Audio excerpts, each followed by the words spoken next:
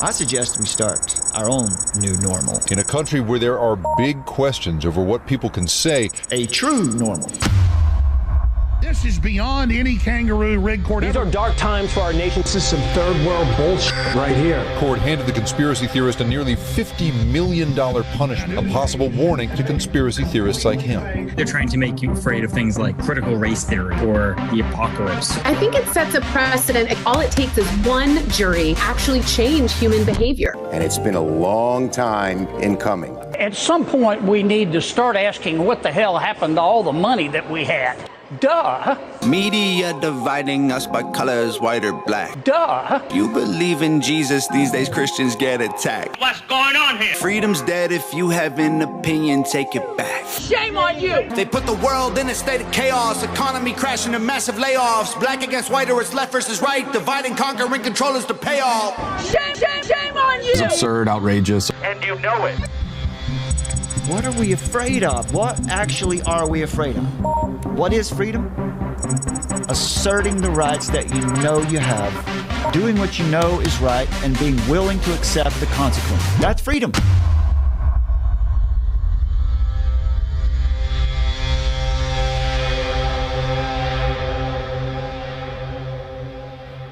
Greetings, sports fans. Welcome to Armor of Truth Live number 334. Summer, say hello. Greetings. Lovely Summer is back with us tonight. Yes, exciting, indeed. Exciting.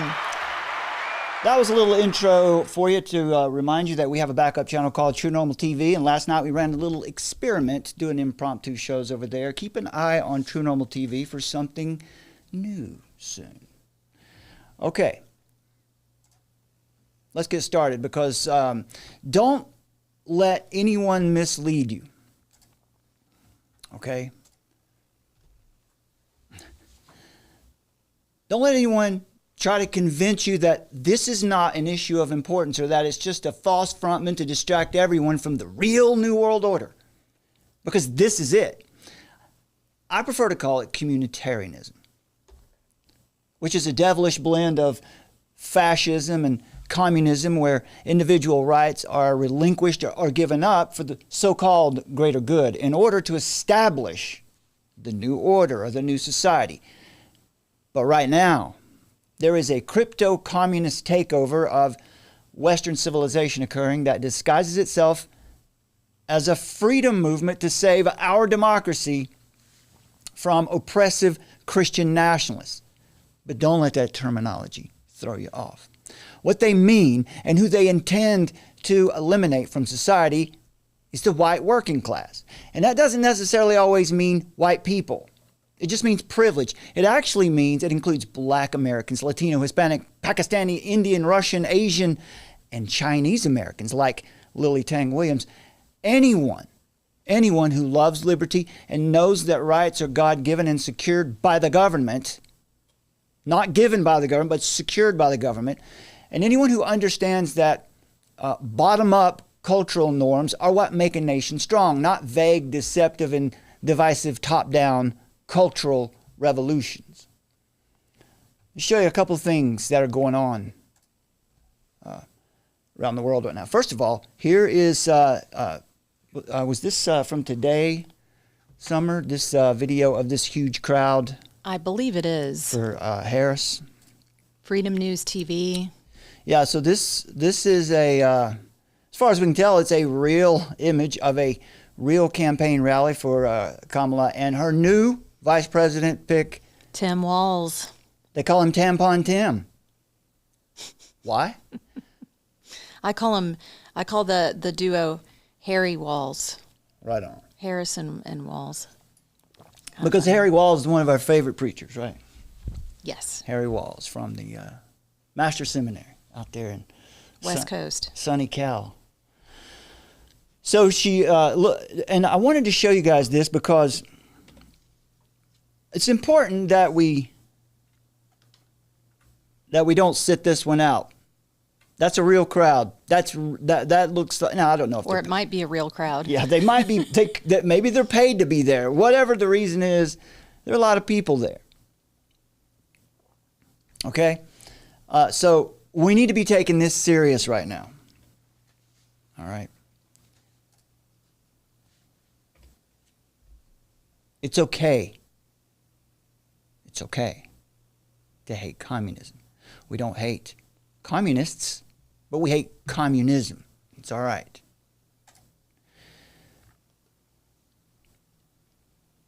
We see it happening right now in America and the UK, where people are rising up to say no to these tyrants. Here is a group of masked Muslims in Sheffield in the UK running down the street with weapons.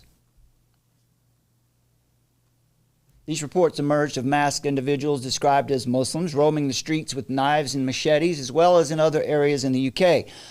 But law enforcement has decided to allow this form of civil disobedience to pass. In fact, the government has vowed to protect them. Check this out. The Home Secretary has announced up to £29.4 million of extra funding available this year to offer emergency security to mosques. Mosques are to be offered greater protection with new emergency security that can be rapidly deployed under new arrangements announced by the Home Secretary, this press release says. The new rapid response process means risk of violent disorder can be offered additional security personnel. Do you think that inflames anybody right now? To know that your government has determined that it is very important for them to spend your tax dollars to make sure that mosques are secured while churches burn. What's up with that? All right. While they vowed to arrest UK citizens, and that includes fully integrated migrants who have lived there. How did you describe that to me earlier? Some of the fully integrated migrants. These are people who came to the UK or the US or wherever and became part of the culture, right? Became part of the society. They went through the process. Yeah, they went through the proper process and respect the country. Yeah, the language, the customs. Yeah. Right. Okay. So they've chosen to stand against what we're seeing. This invasion that's been happening in Europe for probably 15 years now. It's been happening here in the U.S. really in earnest for the past 3.5+ years. People wanted to stand against the destruction of their hometowns and their homeland. But, what is the government saying about this? Surely the government is there to protect the borders and to protect the people from invasion, right? Not so much. To those who feel targeted because of the color of your skin or your faith, I know how frightening this must be. He ain't talking about Christians. I want you to know that this violent mob do not represent our country, and we will bring them to justice. So the violent mob he's talking about there are the citizens of the UK. Our police deserve our support as they tackle any and all violent disorder that flares up. No, not all, right? They don't tackle all violence that erupts, do they, Summer? They seem to let certain brands of it go. Two-tier policing. Exactly. Well said. Whatever the apparent cause or motivation, we make no distinction. Crime is crime, and this government will tackle it. Thank you. Just standing there, absolutely lying. That in and of itself is a tactic to make people angry. Yeah, I think I missed the opening here. Be in no doubt. Yeah, here you go. Those that have participated in this violence will face the full force of the law. The police will be making arrests. Individuals will be held on remand. Charges will follow, and convictions will follow. And it's already happening, right? UK citizens are being arrested, charged, tried very quickly, and imprisoned, like at hyperspeed. Right, and I just wanted to put on this slide right here, this Herbert Marcuse. Liberating tolerance then would mean intolerance against movements from the right, yes, and tolerance of movements from the left. So this is a real-time example of that in like real time, in action right before our eyes, that everything that is happening on the left is okay, but anything that's standing for tradition and values and heritage and all of that is bad and has been demonized. Exactly. And that's what's happening. And we have to talk about this because this isn't going to get easier in the U.S. Let's just keep looking around the world right now. Bangladesh, uprisings in Bangladesh as the prime minister flees. The people turned against her. Bangladesh's prime minister has resigned and fled to India following weeks of deadly protests in the country. That's according to media reports. It doesn't look like this. Bear with me for 1 second. It's throttling. Yeah. Basically, it just shows you what I just said. It gives you a little idea of how it looks in Bangladesh and lets you see the prime minister. There we go.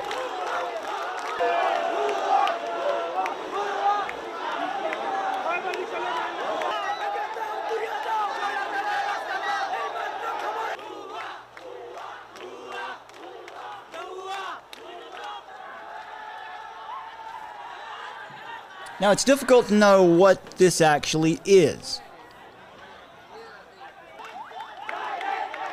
Whether this is a bottom-up response or perhaps something top-down. Yeah, here's the PM. After 15 years, it got too dangerous, and she and her sister, she's 76 years old.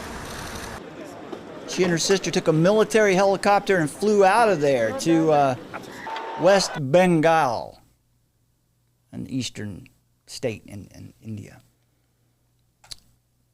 Also in Venezuela.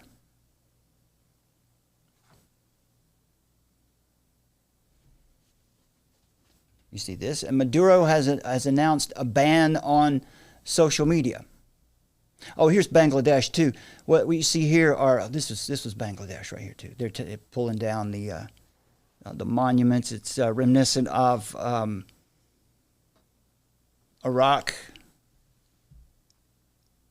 You know, and when Saddam Hussein's statue came down. So it's happening all over the world. Yeah.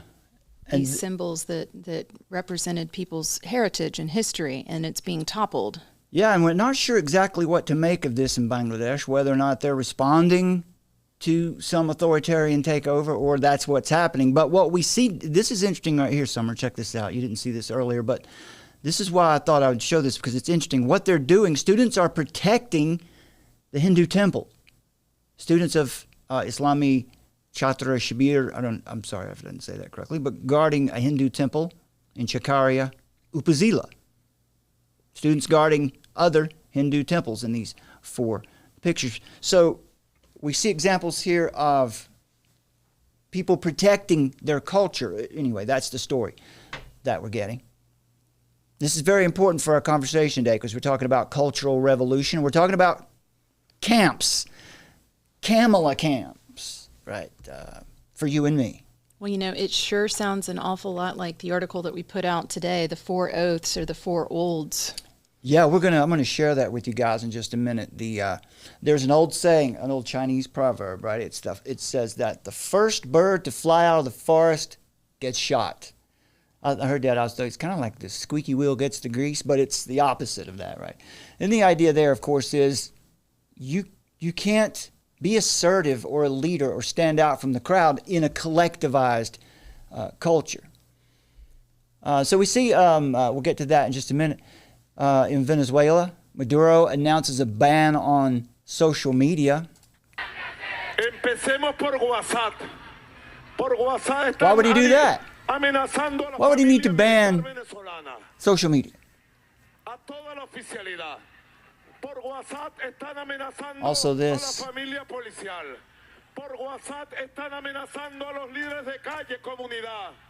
You see this banner of Maduro coming down. Afuera Maduro!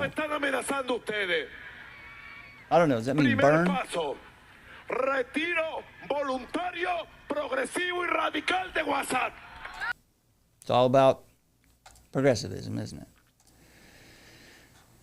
It must not be overlooked that Maduro cheated the people of Venezuela and is now building 2 maximum security prisons to hold and re-educate these protesters and his political opposition. Just right out in the open. It's okay to hate communism. Okay? It's okay.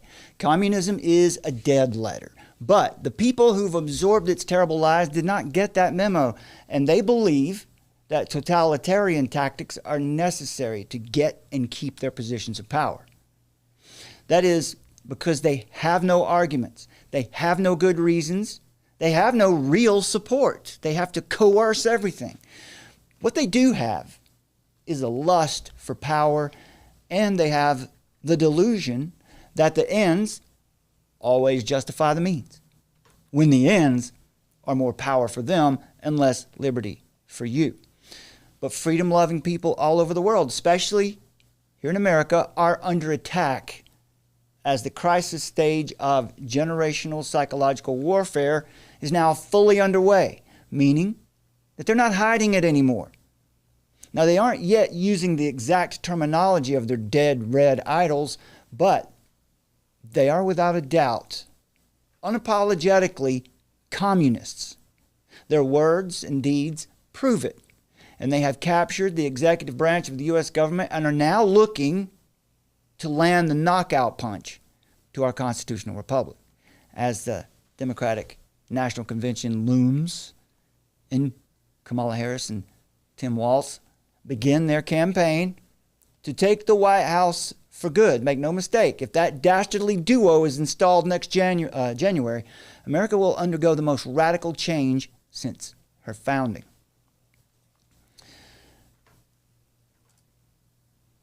So to call it communism, to call them communists, is not a controversial statement. It shouldn't be considered controversial. Bernie Sanders supporters and all those who support AOC and the squad have long openly admitted that they are democratic socialists seeking a new communist revolution. What was his name? Mickey Willis? Mickey Willis. We showed the clip the other night of Mickey Willis, a former actor. He's now a filmmaker, and he's on the warpath to expose particularly medical tyranny. But he was also someone who said, coming from Hollywood, who was a lefty. He said he was a lefty, and he went out on the campaign trail with Bernie Sanders and was out there for a couple weeks and saw it from behind the veil and saw that these kids that were following Bernie Sanders around, they had these logos on their laptops. Yeah, and they were trying to sell it to him like, no, it's not like the communism of old. It's this new kind of communism. Like it's different, It's never been tried before. And that's just not true. That's not factual. That is the devil lying and deceiving.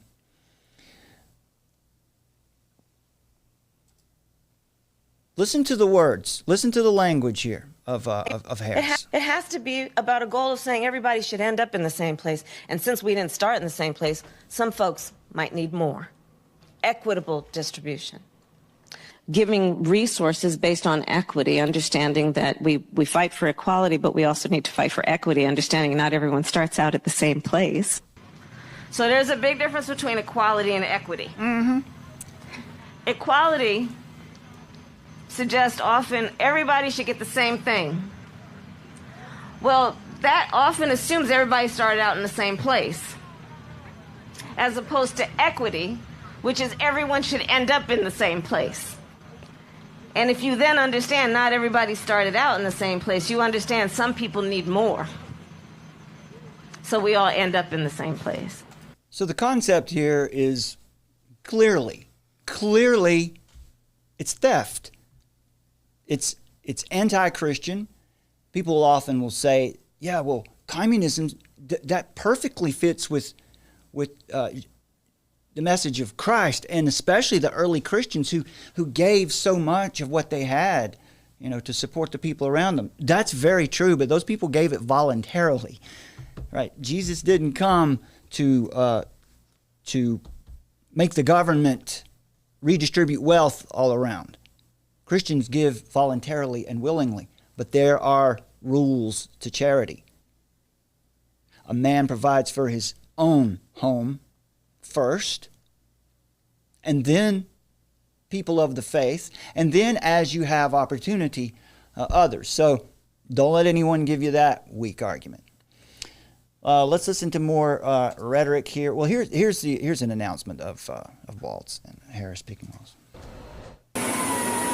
Vice President Kamala Harris and Minnesota Governor Tim Walz hit the campaign trail with a stop in Wisconsin Wednesday afternoon. Good afternoon, Wisconsin! It comes one day after Harris named Walz as her running mate, and since that announcement, their campaign says it raised more than $20 million.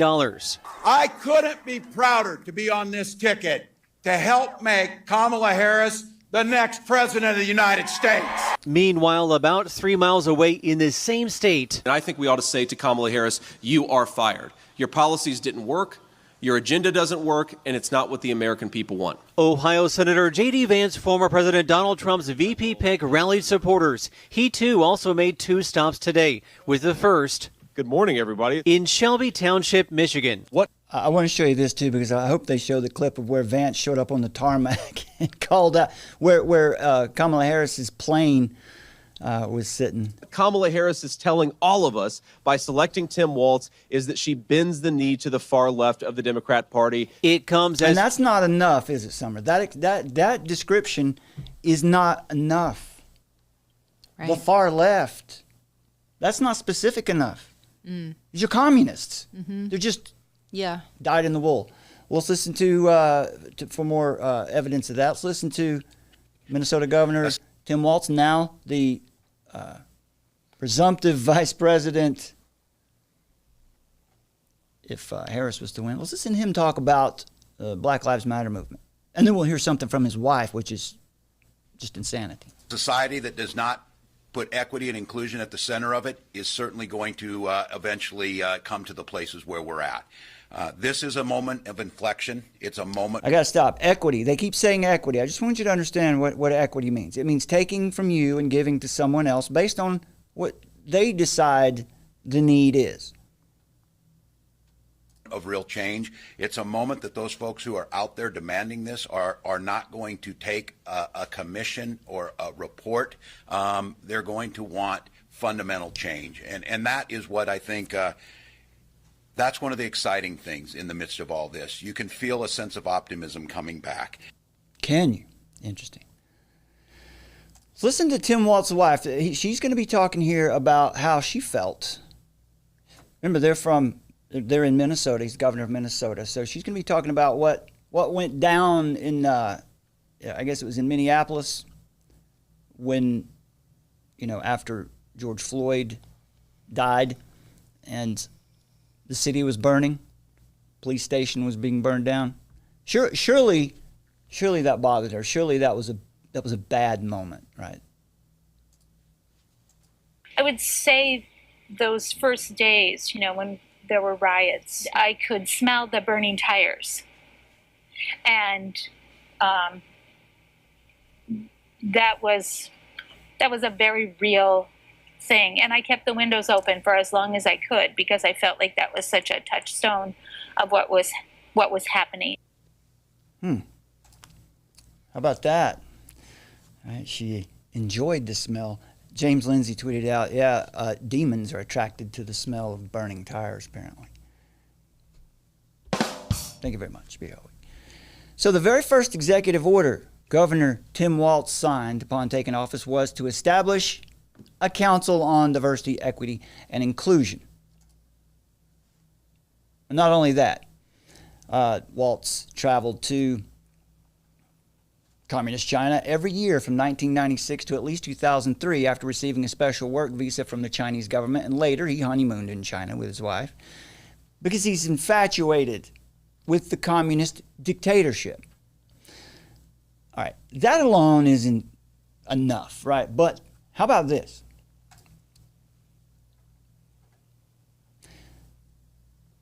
This is a bill 1655 from the Minnesota House of Representatives. from 2023. Tim Walz signed this bill that redefined the term sexual orientation to include pedos. I'm going to try to, that word seems to cause trouble on the platform. But you know what? Minor attracted. There you go, persons. MAPS, yeah, those people. In the old bill, sexual orientation, let's see if I can get it up here where you can kind of see what we're talking about here. So they're talking a little bit here about gender identity, means a person's inherent sense of being, blah, blah, blah. And here we have the sexual orientation language. In the old bill, sexual orientation was protected under the Minnesota Human Rights Statute, making it a violation to discriminate on the basis of sexual orientation. But the phrase sexual orientation was moved here. It doesn't include, in other words, a physical or sexual. You see here in 1.20 here, doesn't include sexual attachment to children by an adult.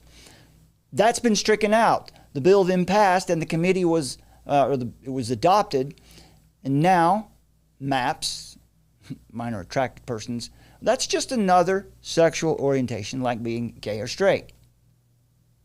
Isn't that special? Walz also put tampon dispensers in the boys' bathrooms in the schools in his state. That's a cultural revolution. That's where some are liberating, liberating tolerance. Yeah, I get it. Yeah, Summer's got it down. She has to teach me this stuff. Liberating tolerance. Marcuse's idea of again, just pretty basic, destroying the old, bringing the new culture to fruition. Right. But specifically there, it's okay to attack and persecute the right and to support the left. Is that? That's right. Okay. Because that's the direction things need to go. Well, just very quickly, Walz, where did he come from, right? He volunteered for John Kerry's 2004 presidential campaign. There we go. Because he was inspired to work for John Kerry after he took a group of students. He was a high school teacher, so he took a group of students to a George W. Bush rally in Mikado and was angered by the security teams. Just tell me, do you think this story sounds like a real story?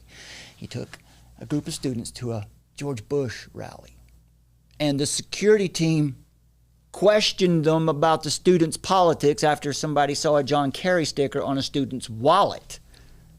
How did he see that? Anyway, so he was angered by this, and this is what caused him to,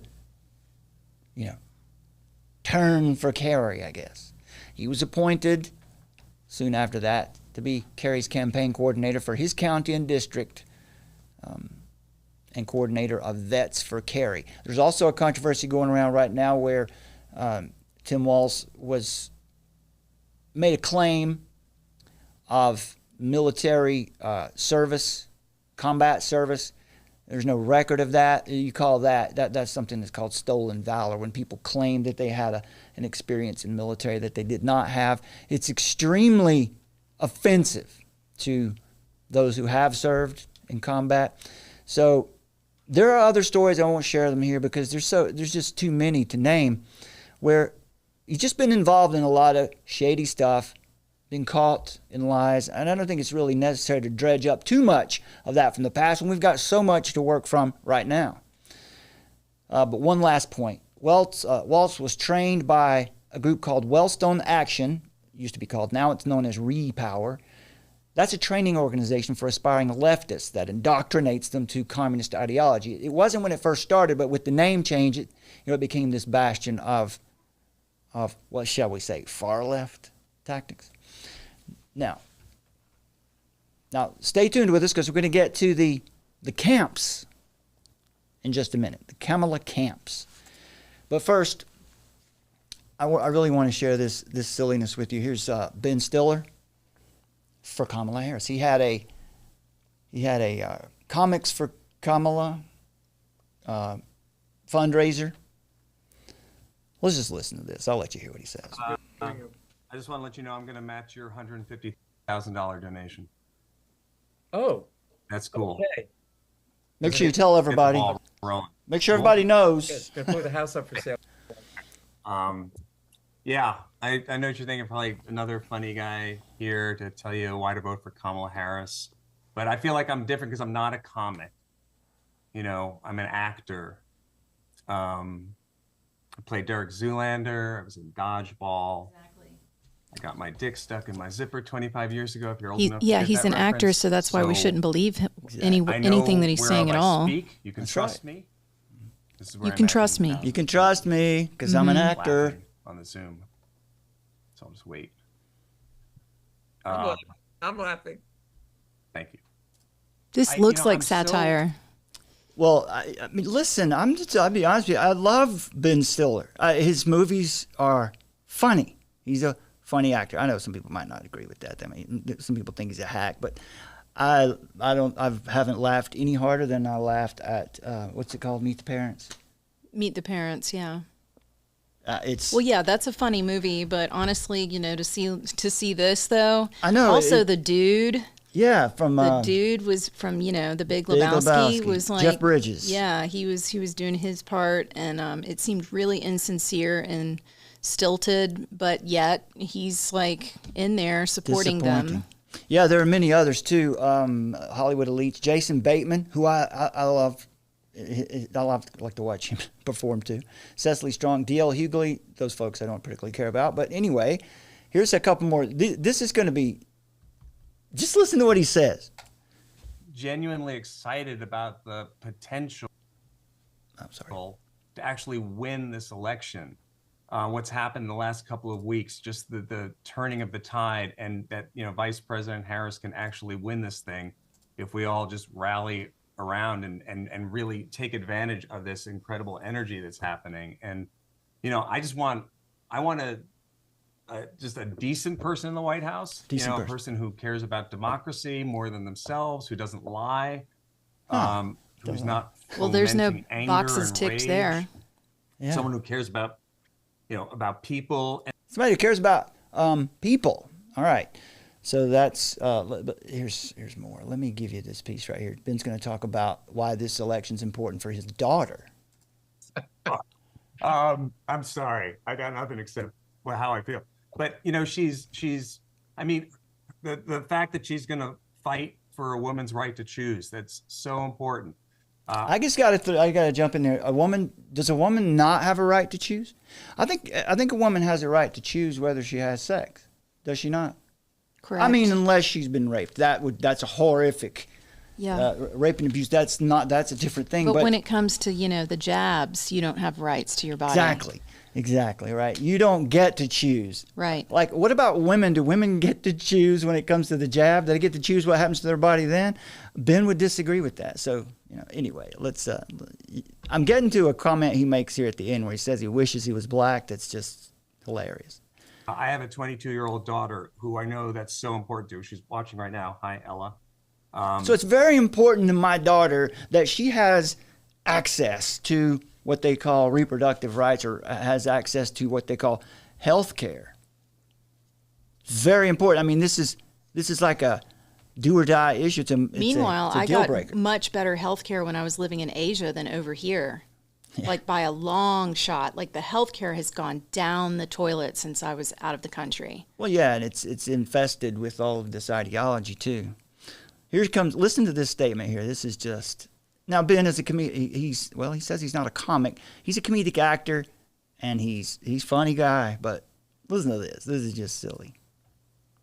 President, and that's incredibly exciting. And she's Indian, she's black, she's everything. You can be more than one thing. It's incredible. I'm Jewish and Irish. I wish I was black. Every white Jewish guy wishes he was black. Do we have to identify as all of our bloodline points? Because you know what? I'm Greek, Egyptian, Turkish, Czechoslovakian, Right. What's funny about what Ben just said was, according to Tim Walz and according to Kamala Harris, who are communists, Ben is the oppressor class. Right. He's the problem. So anyway. We call these. I could identify as being a minority because technically. You can identify any way you want. Right. But am I doing that? No. You want to be a lumberjack? You can do that. I identify with Christ. Oh, that's it. Jesus Christ. That's where our identity should be. That is, amen. But when we see people who have no grounding in the truth, this is what it sounds like. Here's another one that I just broke onto Summer earlier. Kamala's campaign has sent a mass email out to top online influencers and celebrities, offering them $20,000 to come to the Democratic National Convention later this month. There you go. There's the email that was sent out, the offer from the Democratic National Convention. Any A-list influencers, celebrities who'd like to A-list. If you're a B-lister, don't bother asking. Well, maybe you could get 10 grand. The money is being paid for the required social media post, 1, and attending the events in Chicago between August 18th and 24th. That's coming up week after next. Selected guests can stay one night or all nights. Nothing else is required. Extend this opportunity. All right, how about that? Is that not interesting? Here's the ad.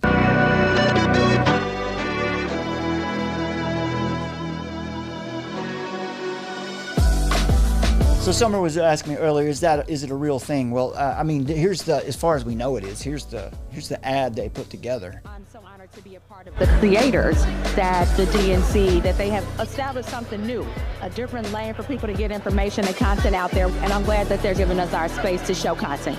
It's the newest way that we get information. Traditional media will always be there. It's always been there. But what we do know now is that creators have a lane.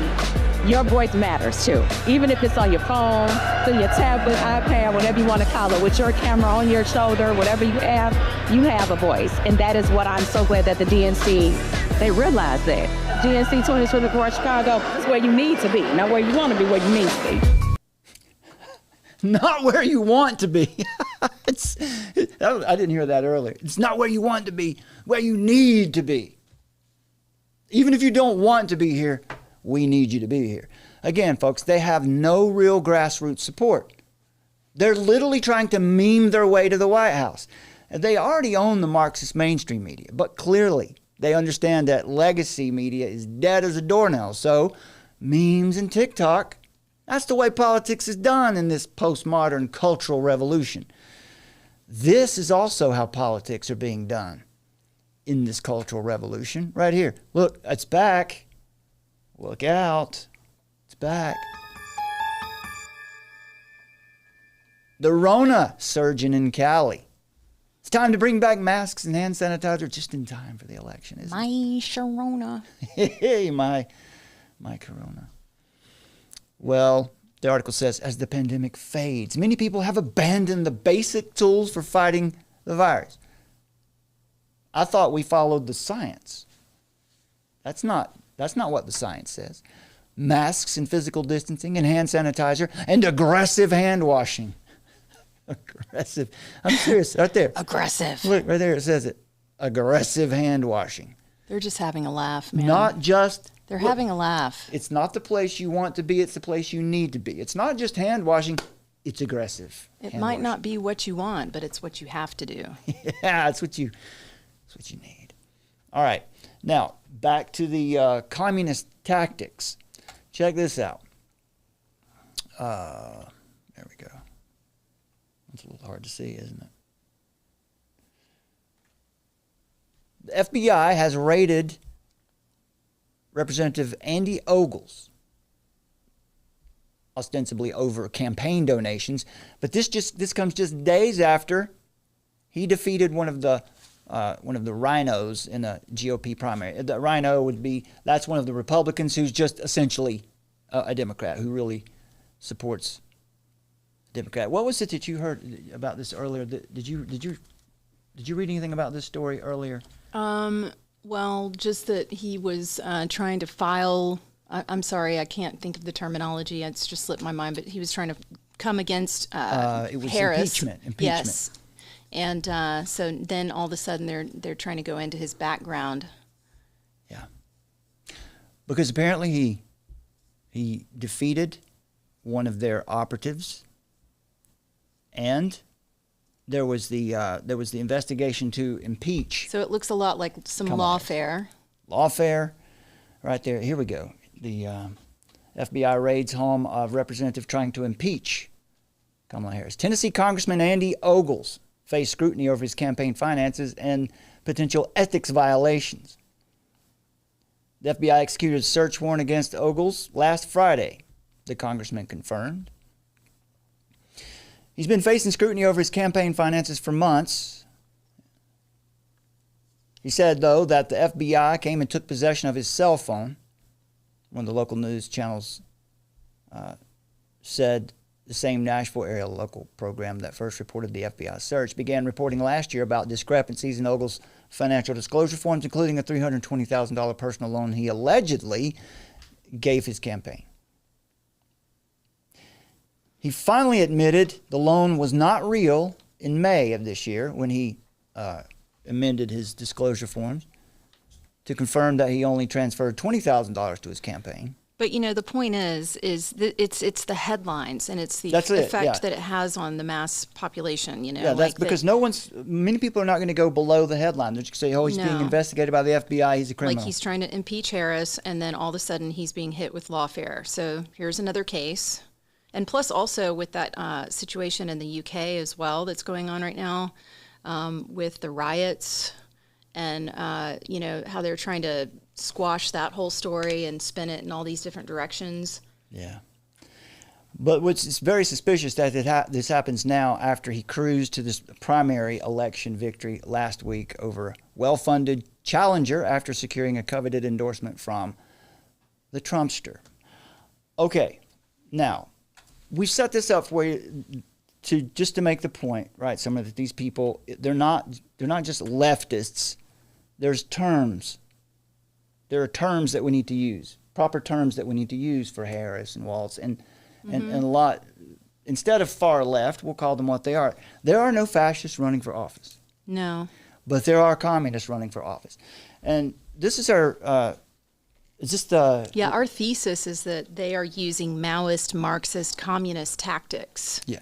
Like full stop. And we're not saying that they wouldn't switch over to the other side and use fascist tactics too. Like it's by any means necessary to gain power, but we can tell you that for sure by the book they are using the tactics that Mao used to destroy culture and society. And they're doing that across the Western country front. And that's what this article lays out. The first bird to fly out of the forest gets shot. That's this traditional Chinese proverb. And so this is the model for America's deadly wokest. That's Summers' coined term. America's deadly wokest cultural revolution. And so we begin the article talking about something that was called the Four Oaths or the Four Olds. Now, these were oaths to radical change during Mao Zedong's Cultural Revolution, which in earnest lasted from 1966 to 1976. And the reason this happened was because Mao had lost his position, his authority within the party. And so, brilliant and Machiavellian as he is, he knew exactly what to do, what kind of tactics to deploy in order to get the favor back in his side. It would be coercion. So the Cultural Revolution and these four oaths that the people were required to know was part of the little red book that everyone had to carry around, was about eliminating customs, cultures, habits, and ideas that had been important to Chinese culture for probably millennia, but certainly for centuries. The wokeism currently poisoning American tradition and God-given liberty is almost identical to this brutal model of social engineering through mind and life control. Kamala Harris and her newly tapped VP Tim Walz work directly from Mao's playbook. Don't get it twisted. They work directly from this model. And there's a cartoon of Walz. One person's socialism is another person's neighborliness. We support trans for kids, defund police, late-term abortion. Hey, the later the better when it comes to abortion. Hey, after they're born even, right? Open borders. Okay, so what is it? These 4 O's. I just want to run through these very quickly with you so that you'll see that they're using these tactics. So people had to claim allegiance, right? And this was part of doing that. Old customs, like weddings, elaborate weddings and celebrations, festivals like the Lunar New Year, religious observances that in the Chinese culture would honor ancestors. These were considered backward, oppressive, and inconsistent with Mao's Cultural Revolution. They were suppressed and demonized, but not only that, they were criminalized. And it extends to all areas of life, culture. So classic forms of Chinese literature, poetry, art, books, the historical sites, and temples, right? We just saw the people in Bangladesh protecting their temples. But this is why. This is why, because these movements come in and they want to wipe out I forget the saying now. There it is. Unburdened by what has been. There's a reason Kamala Harris says that every other breath. It included old habits, daily practices like the way you wear your hair, what kind of food you eat, even the way you eat your food. Right? And they were taught some kind of strange science too. The idea they were taught that Mao would live if the people were behind him, he could live for 10,000 years. And that was the science. Old ideas, ideologies, values, beliefs, particularly in Chinese culture, Confucianism and Buddhism, other ancient philosophies, especially the ideas of that have to do with personal ambition, individual success. Today, those things are labeled as privilege by today's wokists. All this had to be eradicated, forgotten, and criminalized, and replaced with Marxist, Leninist, Maoist thought. Now, this is similar to Antifa that we see today and the campus riots that we see in America today. Mao's Cultural Revolution was spread and enforced by a radicalized youth movement called the Red Guard. They were mobilized to attack anything and anyone associated with this traditional way of life. And so, of course, the result was not the communist utopia that's always promised, but rather the devastation of Chinese society. Let me jump in here right quick. I forgot to do this before the show, but we want to make sure that you guys know about this interview. We watched it last night. We actually indexed it, and I think we'll probably come back and maybe talk about this later. Or maybe you've got some timestamps, don't you, son? So we easily Goodness, you're going to have these ads. I do. Let me come over here. I'll get rid of these ads right quick. And maybe we'll just hear a couple words. 33 is the first one. Really? Isn't that clever? Really? 33. Sorry, folks. We didn't plan it that way. Really, we didn't. Okay, yeah, this is going to be... Now, Lily Tang Williams lived in China during the Mao's Cultural Revolution, and she's going to tell you... We played, in our last show, we showed you some clips from her. She was... Didn't you think that when we watched this interview, she was... Well, she had 3 hours to talk about it, Mm-hmm. and she was emotional. She was very much engaged in this. Yeah. And let's listen to this piece. Yeah, it was really moving. Sorry about that. It was very moving. Yeah. I'm going to pass you my notes so you can see. Okay. Your husband was not counter-revolutionary. He was killed by his own men. Okay, now you're categorized as red class. That's why then we all become red. Otherwise, let me explain what she's saying there, because what she's talking about is we become red. That's the red class. They had a red class and a black class. The black class were considered the oppressors. They were to be hated. They were to be removed. And the red classes were the ones who were considered, acceptable, approved. Today, they would be the woke people. And the black class here would be, well, us. White people. Not just white people, though. People they consider privileged. People who, as I said earlier, love liberty, understand the culture and the place that we live, and understand why people who are calling out this charade. Yeah. Anybody who calls out the charade is automatically far right, so you're automatically in the black class.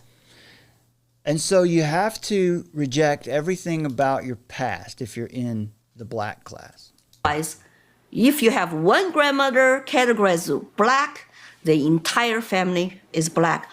Unless one thing Mao urged young people to do.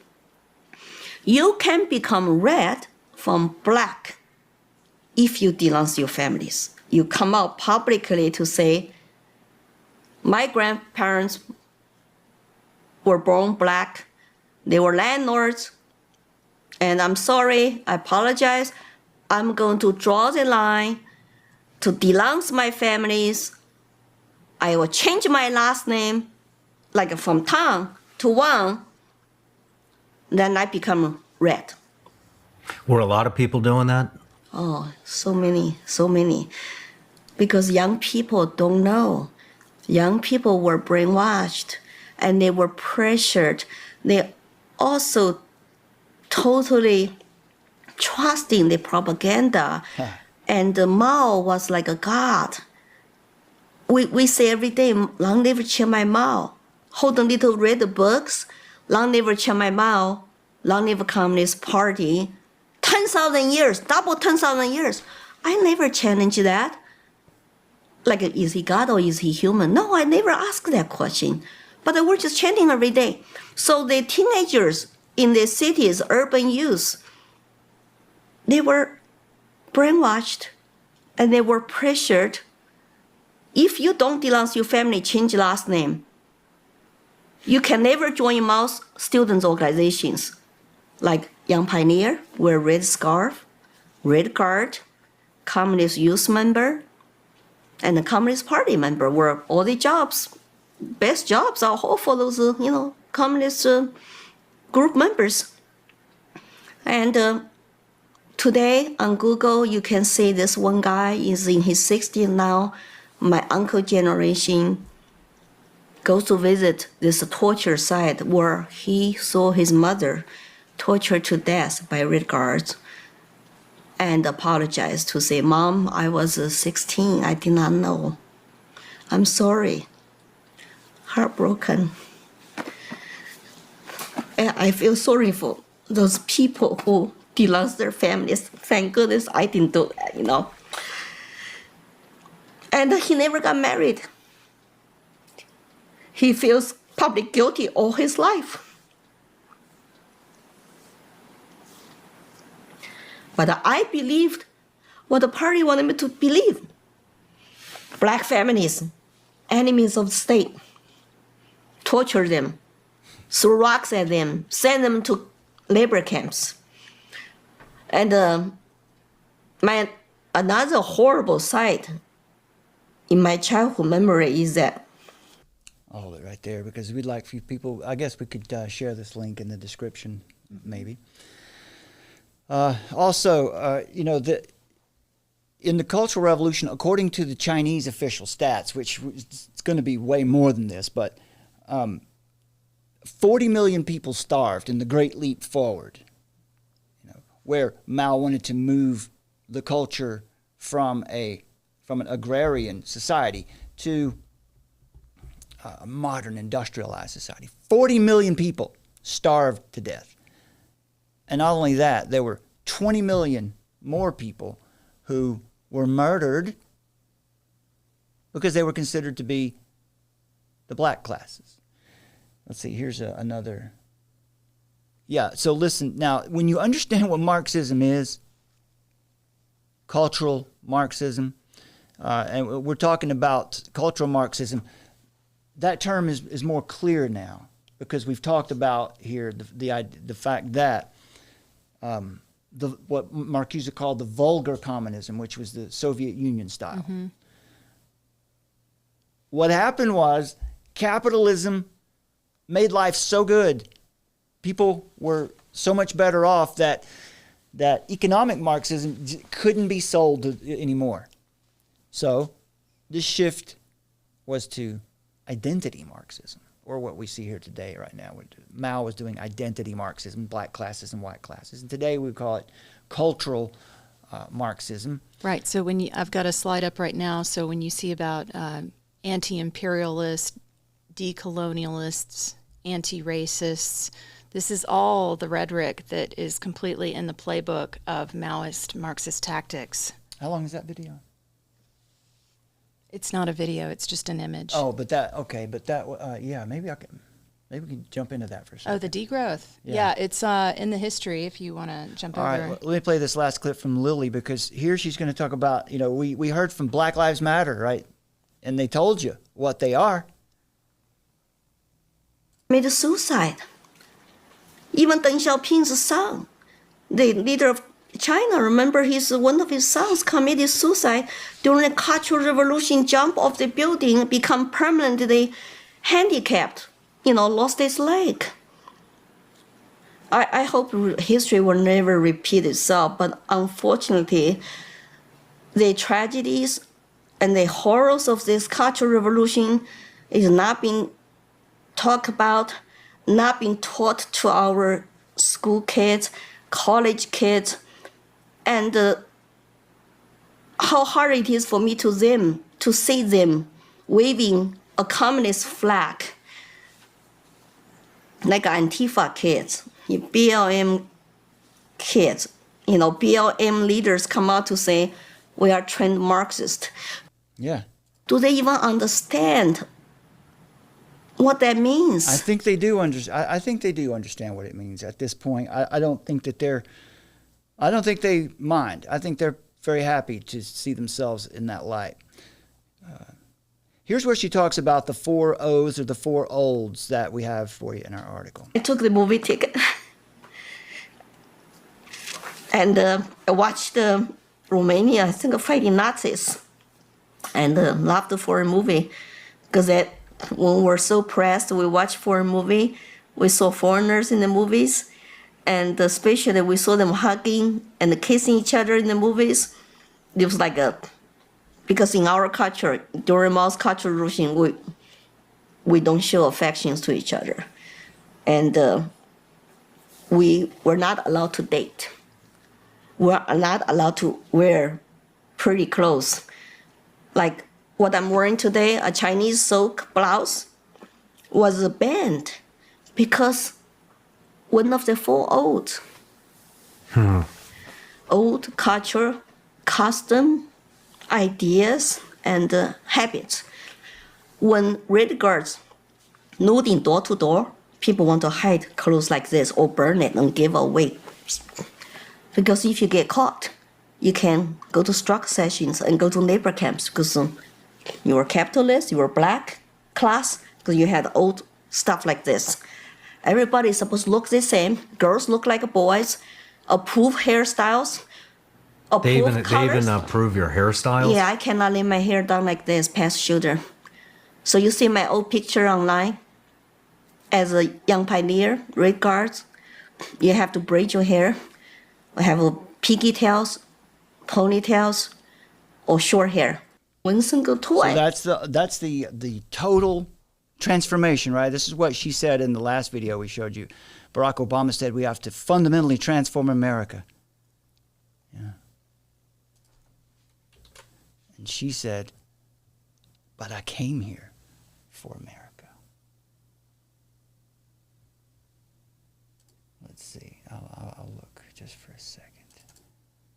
See if I can find that little clip, because this is from the last show we did, which I believe was to thank Summer for that. It was Summer's idea that we cover that, and it was excellent. So here, listen to what Lily says here.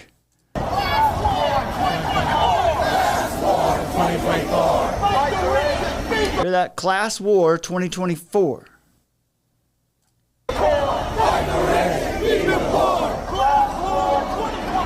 Fight the rich, feed the poor. There's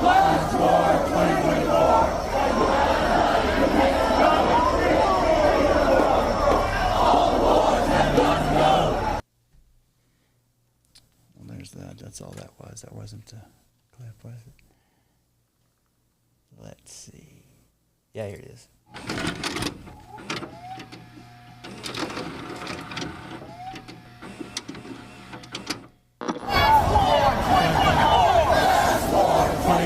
First of all, it took me 20 years in America to get rid of my indoctrinated mind. I just wanted to come here for freedom, have a better life. Just everybody leave me alone. So 20 years I was busy. But when I woke up, 2008, I noticed something. It's like there's something going on in America I really don't like. How come governments got really bigger, more intrusive, and also they're using some terms, like a communist terms. And especially under, when also Obama become president, and his rhetoric is, we got to fundamentally transform America to what country? I came here for America, but they want to transform it. I just love that. That's powerful because she's such a force, because you can't question her. She is proved for some. She is the ultimate debunking of everything, progressive and leftist. Okay, let's see. So this is, so let's just listen to a little bit of this. This is called, this video is called Degrowth. And the idea here is, when they say degrowth, they mean that we can't, now there's truth here, because you can't infinitely expand. You can't progress infinitely. You can't grow an economy infinitely. But their answer is always austerity. Everyone should have less. That doesn't follow. But more important than that, their whole argument is based on climate change and the way climate change oppresses, the way capitalism has caused climate change, which oppresses people. And it all comes down to that one figure, that 1.5 degrees Celsius. When we reach that point, it's all going to explode and end. According to their twisted data, which is not even accurate, we're already at 1.2 degrees. Are you telling me that extra 0.03 of a degree is going, that's when it'll just, at that moment, it'll magically happen? Remember, Paul Ehrlich, 40 years ago or more, said we've got 20 years left. And the Earth, our population will outgrow our ability to sustain ourselves on the Earth. So and they never come back and say, sorry, I was wrong. The holiday season crushes us. Man, these ads. I'm not logged in on this one over here, but with products, mountains of stuff. This is actually an ad from the channel. Okay, here we go. Boxes, wrapping paper. December is truly the height of overconsumption and overproduction in the imperial core. Every year, we buy gifts that corporations... Right, the imperial core. That's the term he's using. He means Western civilization. That's what has to be destroyed. They will bring us joy and in the process burn fossil fuels at ever higher rates. The holiday season lays bare our current societal self-destruction. Over the last 50 years, the global economy has ballooned in size, and with it has come the rapid tick upwards of warmer temperatures. Economic growth, capital accumulation, and rising emissions seem to be in lockstep, which is why we need to envision a different economic growth forward, one where we dramatically reduce production to avoid the worst of climate chaos. A vision that has coalesced in recent years under the banner of degrowth. But there are so many different meanings to that charged term, and many critiques that champions of degrowth must tackle. So today we sift through the flourishing debates and struggles of degrowth in order to understand how we must not only dismantle the growth paradigm, but why we must connect degrowth to broader anti-imperialist, No, that's the image that Summer was showing you there. Degrowth Must be. It's also known as beyond growth. We showed you a clip of this in the last show where I can't remember the lady's in name. Canada. I can't remember her name now, but she was the It's Krista something. Christia. Yeah. She was the deputy prime minister, and she was, we have to move. Oh, and this was also the Club of Rome's co-president. That's right. Saying this too. Mm-hmm. And you can't trust what the Club of Rome says, right? They're the ones who were telling you, Paul Ehrlich, back 40-some years ago, that in 20 years, it's all going to end. The world's going to be over. Remember, they also told you there was an ice age coming. But it's saying here, it has to be anti-imperialist, decolonial, and anti-racist. Summer, what does Frantz Fanon say about decolonialization? It has post-colonialism. It has to be violent. Violence. So that's how this gets done. Decolonial means violent. Anti-racist means anti-white, anti-privilege. It can be black. It can be just anyone who is, as we said earlier, and is invested in our tradition. I'm going to pop up this slide right here that says this degrowth is all centered around as well what's known as the Well-Being Economy Alliance. So countries that are a part of this, there are 6 governments right now. They are Scotland, New Zealand, Iceland, Wales, Finland, and Canada. And again, this is in affiliation with the Club of Rome. They're totally on board with the SDGs, the Sustainable Development Goals. We're going to be hashing this out as we go along in the coming shows. But degrowth is very much in line with their charter. All right. Yeah, I want to find that clip where they're talking about the... Yeah, I think we should hold this. This is a good introduction. Let's hold this for now and come back later so I can bring Sussman's research in behind this. Yeah, that sounds good. So that we can give it the time. I just want to give you a little taste. Yeah, give it the time that it deserves. But because this is really what's important right now is that we have to end capitalism. And in the process of ending capitalism and giving the government all of the power of the means of production, well, we also have to get rid of privileged people, and there's going to be an element of violence that's necessary in this decolonialization. And anti-imperialism, well, that just means globalism. Well, it's literally the ultimate, right? It's literally about replacing one people with another. Yeah, that's the definition. So, Frantz Fanon's definition, which is the definition of decolonialism, one group of people is going to replace another. And making it so difficult for the oppressor class, air quotes, the oppressor class to survive in the culture that they just naturally die out. You made a good point the other day when we were talking about it, though. The idea of anti-imperialism is really a lie because it's really the ultimate imperialism. Exactly, because once they, they're getting all these people to get on board, like, oh, we're finally going to have equity, we're finally going to have this version of equality, when in actuality this is the biggest colonial push ever to be done on the planet as far as we know, is because of technology, because AI can police it. The ultimate in imperialism, global imperialism. Right. So for them to be out there going, oh, if you vote for me, you're going to have your day in the sun, or whatever that means, it's such a lie, guys. It's such a lie. We have to be aware of this. We can't sit this one out. And this is one of the reasons why. We just showed you the Cultural Revolution right here in this Substack article where we talked to you about the 4 olds and the 4 oaths. The old way has to go.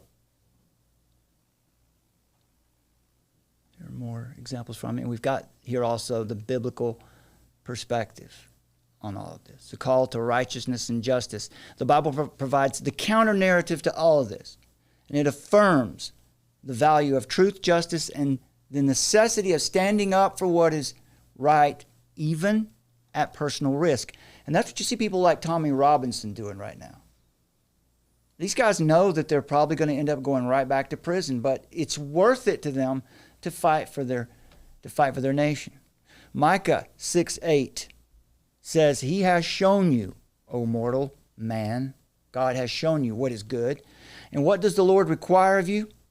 To act justly and to love mercy and to walk humbly with your God. This is also an article here Summer put up right before this one I was just showing you. This one is called Awake is Woke, and this one goes along with our last video. Isn't that right? Mm-hmm. Yes. So what we're doing now is we're trying to, in Substack, when we do a live stream on Armor of Truth for you, we're trying to provide for you some background and the information. Some of the slides that are given just in the vein of driving the message forward. Yeah. So please check that one out too. But this is why it's important and we need to be paying attention right now. If you remember back in 2020 and 2021, this is in Australia, this is the Western civilization. Australia was considering these quarantine camps, isolation camps. Not just for those who tested positive, but for those who were unjabbed. The CDC recommends isolation camps for the unjabbed.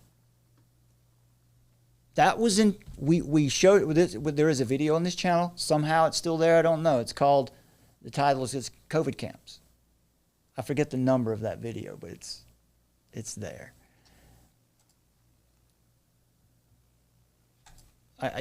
Summer, maybe she can find it. I'm tempted to go look for it, but it's there. You'll find it. It's in the 100s, I think. Armor of Truth Live. You'll see it. The thumbnail is unmistakable. What's interesting, though, when we go back to look at history, I go to the CDC website where this information was. When I covered it in the fall of 2020, well, it's been moved. It's not there anymore. I do have this old graphic, though, that I grabbed from March 2020. Yeah, we've got that. Yeah, that's good, too. Go ahead and let that show that. I've got another version of it to show here, too.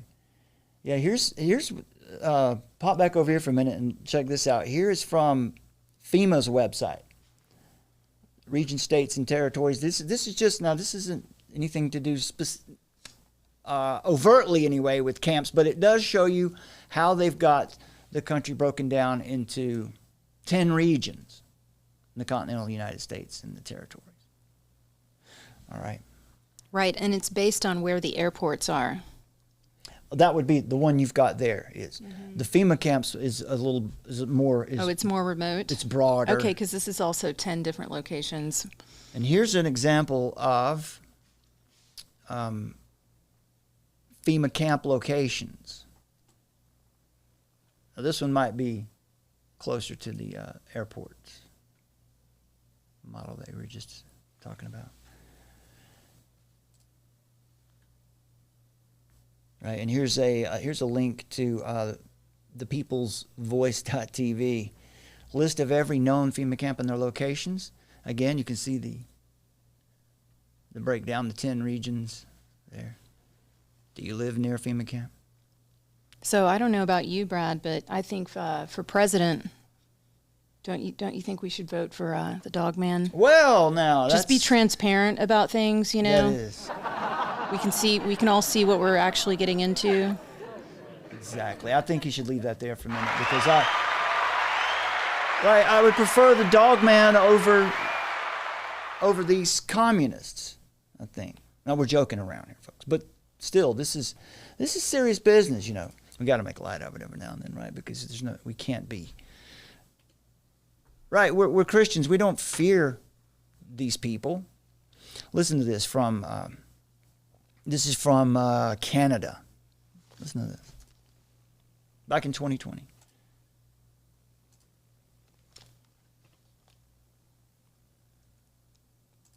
Oh, I've got the. There we go. This is interesting. If it'll play, I can't get this. Thank you, Speaker. My question is to the Premier. In my supplemental question yesterday, I asked this government if the people of Ontario should prepare for internment camps. In September, the federal government... Did you hear the word he just said? Should we prepare for internment camps? I believe this is 2021. Yeah, it's just like, we're just going to dangle that out there to freak everybody out. Yeah. Why does it keeps going mute on me? Weird.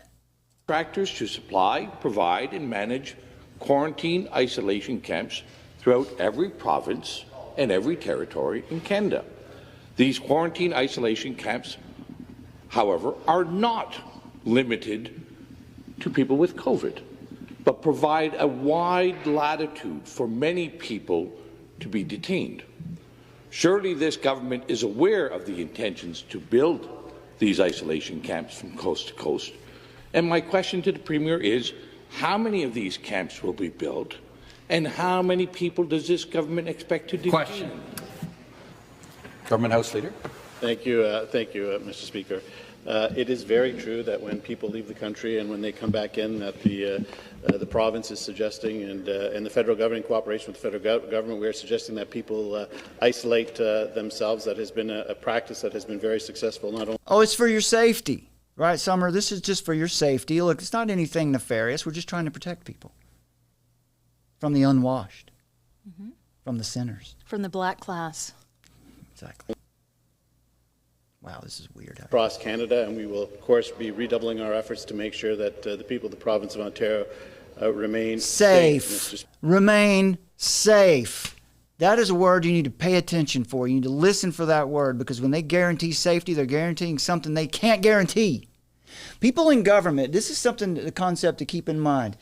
What the responsibility that people in government have is so huge and important that it's not something that finite man can decide on himself. There has to be deference to an objective, transcendent set of moral values and duties. Even if you don't believe in God, you can't stand there and ground morality and all law in mankind. Anyway, the point to all this is, let me get one of these maps back up here for you. Something like that. That looks ridiculous. There we go. The CDC document that's no longer there that we showed you here in 2021, or 2020, it was the fall of 2020. Is titled Interim Operational Considerations for Implementing the Shielding Approach to Prevent Infections in Humanitarian Settings. It was updated in July 26 of 2020. Here are some key quotes. Thank you to John Rappaport for, nomorefakenews.com, his website. He has frozen this moment for us. And also he thanks journalists Jeffrey Jackson and Del Bigtree for exposing this nightmare. So as you read the document, you realize the horrific plan. The system can be manipulated to order anyone into these facilities. Is this America? Is this Canada? Is this Western civilization at all? Here are some of the quotes. Quote, this is from the CDC. The shielding approach aims to reduce the number of severe COVID-19 cases by limiting contact between individuals at higher risk of developing severe disease, known as high risk, and the general population, known as low risk. So instead of red classes and black classes, here we have high risk classes and low risk classes. At this moment in time, it might even be violent extremists, far right extremists versus the good people. High-risk individuals, black classes or far-right people, would be temporarily relocated to safe or green zones established at the household, neighborhood, camp/sector, or community level, depending on the context and setting. They would have minimal contact with family members and other low-risk or red classes. Here's another quote. The shielding approach suggests physically separating high-risk individuals from the general population to prioritize the use of the limited available resources. It's just pragmatics, right? And avoid implementing long-term containment measures among the general population, unquote. Here's another quote. Quote, a group of shelters, such as schools, community buildings within a camp/sector, max 50 high-risk individuals, or black classes, per single green zone, where high-risk individuals are physically isolated together. One entry point is used for exchange of food supplies, etc. A meeting area is used for residents and visitors to interact while practicing physical distancing. No movement into or outside the green zone. Another quote. Consideration. Plan for an extended duration of implementation time, at least 6 months. Explanation. The shielding approach proposes that green zones be maintained until one of the following circumstances arises. Sufficient hospitalization capacity is established, effective vaccine therapeutic options become widely available, or the epidemic subsides. And who decides when any of those things happens? What are the criteria? How would you like to be imprisoned in one of these camps? Is this the America that we want? I'll ask you again, is this the America that we want? Atheism and apathy, subjective spirituality, that's what's brought us here. Progressivism, and we're all guilty. Isn't that right, Summer? We talked about this the other day. Because we get, sometimes when we do shows like we've done here recently where we're criticizing our own, our peers. We want you to understand that we're not just criticizing you. We're criticizing us. It's all of us. We can't pretend like we're sitting on the outside watching all this play out. We're a part of it. We have played a role in causing this. Isn't that right? We were discussing that the other day, that we want people to understand that we're not picking on anybody. We're guilty of this too. Yeah. You're guilty of it. We're guilty of playing along with this to some degree. Now's the time. Now's the time to rise above it.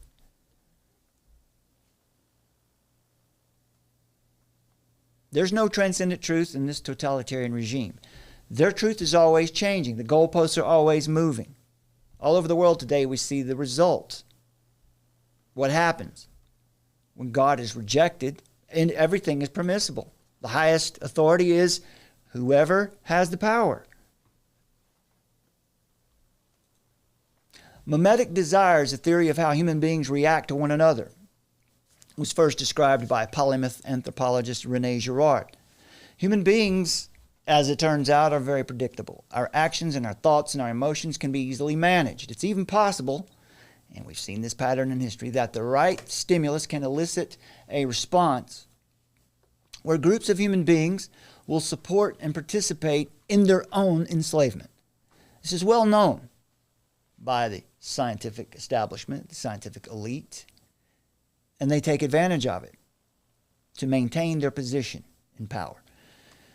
And so after decades of demoralization, destabilization, almost any crisis can be projected into this hyper-real world of screens, news, feeds, timelines, and hypnotic narrators, and the masses will follow these orders without question. We can easily be fooled and tricked and convinced or persuaded against all better judgment to believe a lie. Not only from the controllers and the elites, we can be tricked and fooled and convinced and persuaded against all better judgment to believe a lie coming from our own peers. And this is what we want to make clear to you. We want to help you understand that we can't put our faith in any movements or people. Rather than using brute force or the jackboot style of totalitarian regimes of the 20th century, today, this postmodern cultural revolution, with Harris and Walz at the tip of the spear, are presented as the clean-shaven, soft-spoken, private jet-setter dictators of the 21st century. They have perfected the method of dialectical materialism. They have many of the masses eating right from their hand, as do many influencers and YouTubers and bloggers. But it seems that hard totalitarianism is something that we would recognize. You would think we would recognize it and reject it quickly because we have history as our guide here. Look back at the 20th century, from Vladimir Lenin to Stalin to Hitler to Mao to Pol Pot and others. All told, atheistic totalitarian regimes and their cultural revolutions were responsible for well over 100 million deaths. The point is that you would think that at the first sign of any return to that kind of violent dictatorial rule, we would just identify it and quickly it would be snuffed out. We just won't stand for that kind of egregious rule any longer, right? Then consider Canada, what we just showed you. Consider what we're seeing in the UK and Europe, and of course in Australia, who had it very rough in 2020, 2021, 2022. Seems that most of the citizens are blissfully ignoring an overtly totalitarian movement. And it doesn't look so soft anymore. It's starting to look like a little more like the hard version, the jackboot style. This is a mimetic crisis spiraling out of control. And what's very important to the movement with the red classes and the black classes is you have to be able to place blame somewhere. Mimetic desire leads to scapegoating, storytelling, and myth-making. We all want this thing. Remember earlier, Ben Stiller, how eager he is for this movement? I put the house up for sale. You know? Yeah, I know what you're thinking. Probably another funny guy here to tell you why to vote for Kamala Harris. But I feel like I'm different because I'm not a comic. You know, I'm an actor. You can trust me. I played Derek Zoolander. I was in Dodgeball. He's probably been a little... I got my dick stuck in my zipper 25 years ago. Yeah, wow. I didn't know that was coming. So I know whereof I speak. You can trust me. This is where I imagine thousands of people are. If we all just rally around and really take advantage of this incredible energy that's happening. And, you know, I want just a decent person in the White House, you know, a person who cares about democracy more than themselves, who doesn't lie, who's not fomenting anger and rage. Really? Well, most people see others following bad policies and destructive ideas and simply copy, mime what they see. I don't know what Ben Stiller's excuse is. I can only imagine that he's just so tone deaf and disconnected from real people that he has no idea. Surely he knows about Mao Zedong. Surely he knows about the Great Leap Forward and Cultural Revolution. But when we get to the point, mimetic desire and the mimetic crisis, we've got demoralization, God is removed. Destabilization, the systems are rocked. Crisis, the crisis stage, seems to be where we are now. And at the crisis stage, there must be somewhere to place the blame. This is how it works. The movement would not be effective without a scapegoat. There must be an enemy. There must be a sacrifice, right, King Julian? That's right. A sacrifice must be made. And it serves to protect the community by choosing victims outside the community or those we consider to be on the fringes, those on the far right, whatever your beliefs are. These are the ones responsible. We must limit them, control them. Remember how Lily Tang said, those will throw rocks at them. Control them. Identify and exile the scapegoat. If you don't know who the scapegoat is, then my friend, you're it. And what happens subsequently? False gods grow out of these scapegoats, idols that represent the movement and model the utopian future that will never come. The rules just keep changing. That's the game.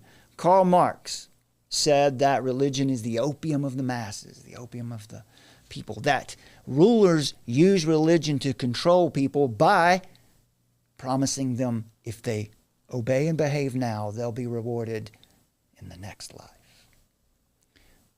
Well, how did Karl Marx counter that idea? He created a system that does exactly the same thing. Not exactly. Because in his system, that utopia, that communist revolution, this society where everyone has the same, everyone, as Kamala said, ends up in the same place. It's just one generation away. That's how the civil rights movement works here. We're going to end racism. It's in the next, just keep fighting. It's one generation away. It's the carrot and the stick, and they're following. The rules keep changing. That's the game. And so the actual facts of the event aren't even necessary. They're not important any longer. What matters, what people latch onto, is the retelling, the mythical narrative version of the event. Lastly comes the ritual. This would be the normalization stage. The function of this stage of ritual and normalization is to purify the violence, to trick violence into spending itself on victims whose death will provoke no reprisals. Justified killings. Unity through crises. A ritual everybody can participate in. The identifiable process is demoralization, destabilization, crisis, and then normalization. But the trick is that normalization never actually comes. That utopia never arises. Society has been so secularized, demoralized by the rejection of God, absolute truth, and reasonable discourse, so much so that reason will not win this conflict. You're not going to argue with the wokesists and defeat them in a debate. No amount of facts and data will bring these folks back from the dark side of embracing relativism and deadly ideologies. It's now obvious schizophrenic destabilization viewpoint on how disease, for one thing, ought to be dealt with. Crisis and their relentless fervor to reshape society in the image of a benevolent despotism. A loving totalitarianism, right, Summer? It's the communism that's never been tried before. That's right. That's the lie. It's the good communism. A brave new world where everyone will love their servitude to artificial masters, and that would be the normalization. People are simply enchanted by the promise of an eventual return to normal life. And so they're blinded by the glow of the light at the end of the tunnel. It's so dark, but I can see that pinpoint of light. It's coming. It's coming. What reasonable thinkers are trying to say to these people is simply this: stop, think, consider what you're looking at. Look out. That light you're drawn to at the end of the tunnel is the southbound train, and it's coming at you head on, fast. Turn around, repent, reject government as your Lord, and recognize Jesus Christ as Lord. Center your identity in Christ alone. But they can't hear us. Or actually, they will not hear us. They've been enchanted by an elite who has played their psychology like a jarring Wagner tune.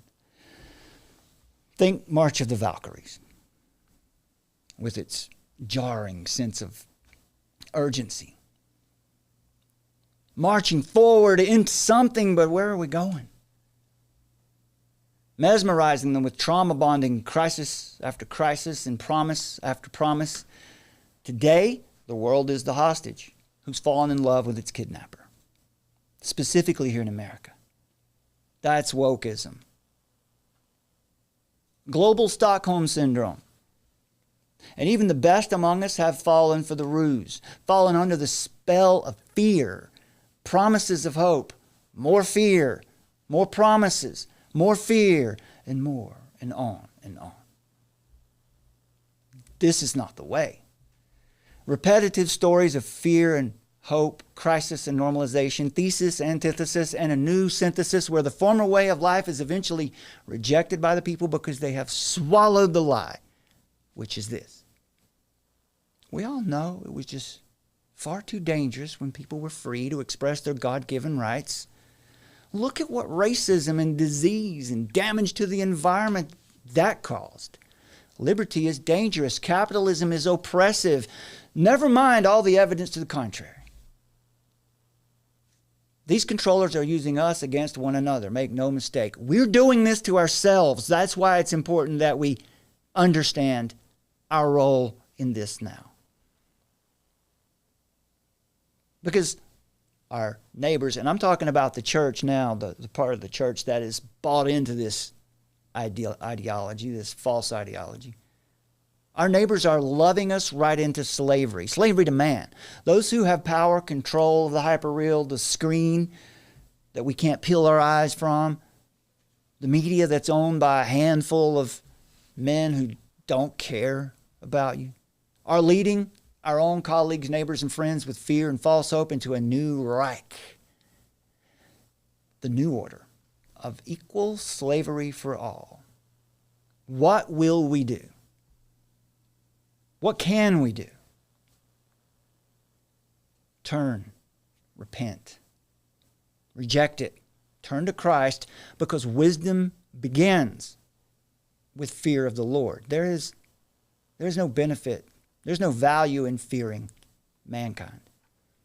So to pull our family and our friends out of this fast train to FEMA camps, we need to understand how the con works. The human mind is highly programmable. We're not animals, even though sometimes we behave like animals. Human beings are unique. It's the imago Dei, the image of God.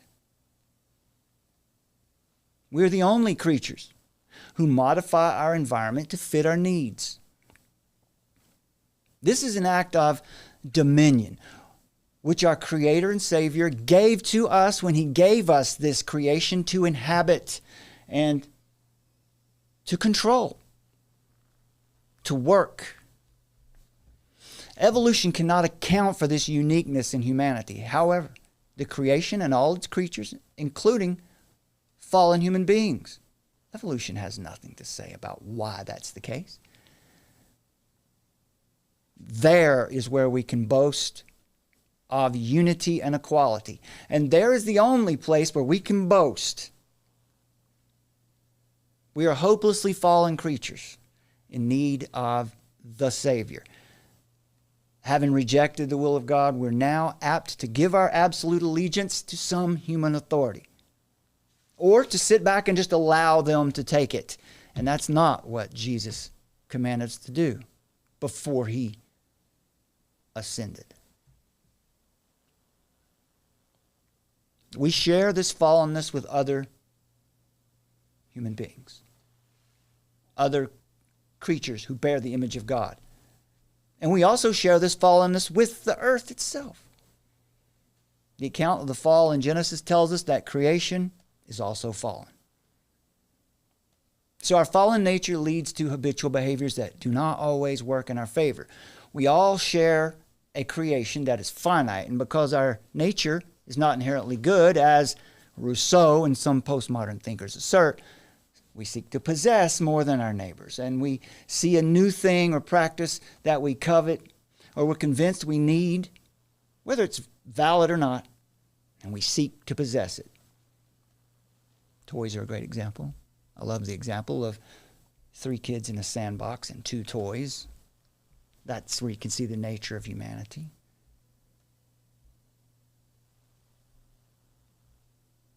This plays out on a mass scale today with movements like the new rollouts, medical tyranny, let's just call it, climate change. These things could only have gained traction in a society that has rejected reason and the foundation of fair judgment. Rather than overwhelming personal evidence or observation of the crisis, people are being convinced by models and data, feelings, that there's something threatening the things we covet. In this case, life and nature. A well-designed movement appeals to the human being's greatest desires or fears. What could be more attention-grabbing than the fear of death and the fear of death by a natural catastrophe? What could be more attention-grabbing than the fear of far-right extremists? A perfect scenario for mimesis, or causing a mass of human beings to move in a particular direction, whether the threat is real or not. Human beings follow trends. The controllers of the planet have played this psychology very, very well. Philippians 4:6-7 says, "Do not be anxious about anything, but in every situation, by prayer and petition, with thanksgiving, present your requests to God. And the peace of God, which transcends all understanding, will guard your hearts and your minds in Christ Jesus. Now that's a mindset of peace in the midst of trials. And that's what we leave you with today. All right, Summer. Amen. That was good. Thank you very much. We'll praise God because I'm happy that we're here to be a part of this moment and yes, and exalt Christ right now, because it's really important. It's the most important thing in the world that we should do. That's right. And God is in control. Yeah, Romans 8:28, we know that in all things, God works for the good of those who love him, whatever's happening. It's not as though he doesn't know it. It's not as though it isn't in his decree. For those who have been called according to his purpose, all things work for the good of those who love him. Even in difficult times, God is at work for our good. All right, my friends, God bless you, and we'll see you again here next time. If you would, please download that Armor of Truth mobile app. And if you can afford it, please, you can use the Give tab at on the Armor of Truth mobile app, or you can check the links below this video. If you can support us in any way, any donation of any amount helps. We've also got Cash App as an option. And anybody that's tried to donate on our website, I would really love it if you guys would give us some feedback. If you've ever had any issues with making the transaction go through, because we got some feedback through a couple of people that they were getting bumped out. So we definitely want to know if any of you have had a problem with that. That would be super helpful to just let us know at hello@armoroftruth.net. Thank you. If you had any trouble donating, let us know about it. But download that Armor of Truth mobile app, my friends. That's how you're going to get live notifications and a direct link whenever and wherever we go live. Exclusive content, articles, reports, and resources. And if you can support Armor of Truth financially, every donation of any amount makes a difference. So what are you waiting for? Download the Armor of Truth mobile app now. And once again, my name is Brad, and I'm joined by my talented and precious wife, Summer. And together, we're Armor of Truth, and we're seeking a worldview revolution through God's revelation. Faith is resistance. God bless you, my friends. God bless you guys. See you next time. World order. Find us at the Armor of Truth YouTube channel. And log on. armoroftruth.net.